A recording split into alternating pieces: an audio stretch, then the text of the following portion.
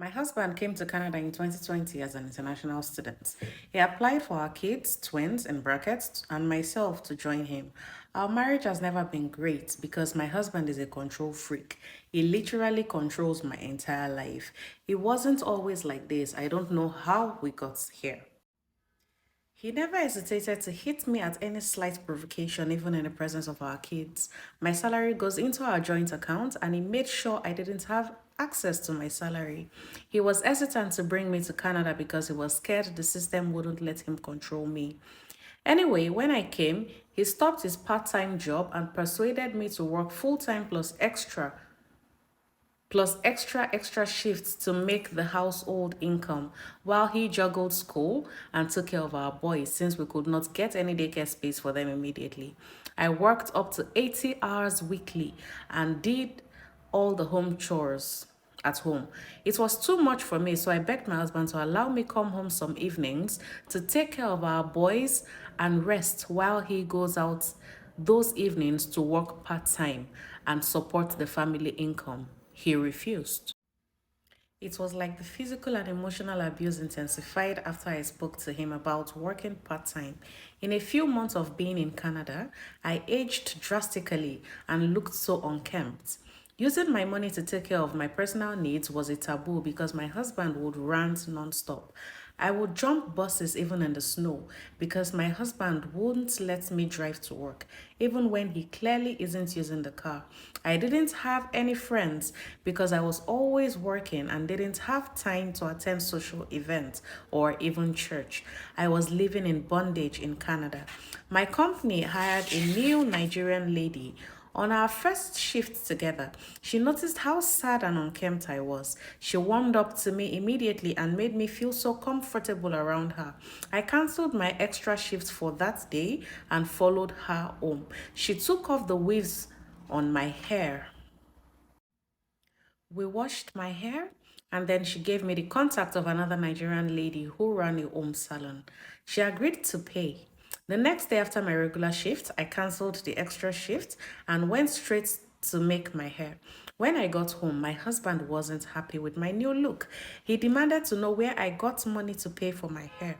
I lied to him that the lady made it free because she said we are from the same state in Nigeria. Long story short, that was how I made two Nigerian lady friends, my new co-worker and the hairstylist. I confided in them and they just disliked my husband. They took me to the bank on one of my supposed shifts and I opened a new bank account. They told me to speak to my employer to change my salary account to the new account instead of the joint account, which I did. It wasn't like I did not know how to break loose from my husband's manipulation and control, but I just lacked the willpower to do that. So these ladies gave me all the ginger and push I needed to regain my freedom and my life. Payday came, and my husband did not receive my salary. He was mad. I didn't go to work the next day. My husband thought I skipped work because I wasn't paid, but I actually took the day off. The next day, I got ready to go to work, and he stood in my way saying I would quit if he doesn't receive my salary. I told him I was actually paid, but into my personal account. He was angry and raised his fist to hit me, but I dodged the blow and challenged him that I would call the police if he dared to hit me ever again in his life. My heart was beating fast because I didn't have the mind to call the police. I just wanted to scare him away. Thank God he got really scared and stepped back, so I quickly ran off to work. I told my friends what happened and they gave me more ginger. It felt like a breath of fresh air. When I got home that day, I transferred the bills for the month to his account, the joint account, so he could pay our bills and left the rest in my account. I noticed he wasn't talking to me, so I just dropped him a message to let him know if he needs money for anything. So I just dropped him a message to let me know if he needs money for anything. He started keeping malice with me and wouldn't let me know if our kids needed anything because I was too busy to notice most times. I eventually stopped all my extra shifts so I could have more time for the kids. I reminded him to get a part time job, but he was adamant. He finally graduated and said the kids and I should return back to Nigeria until he finds a good job, and then we can come back to Canada. I knew he just wanted to trick me to go back to Nigeria since he couldn't control me anymore. I told my friend about it and they discouraged me. That was when my friends recommended your page to me. This was around October, November last year.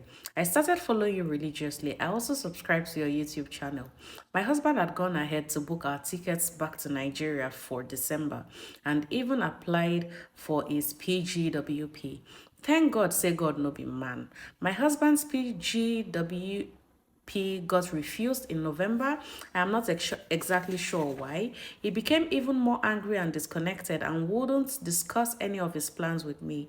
He became a total stranger and our home grew colder each day.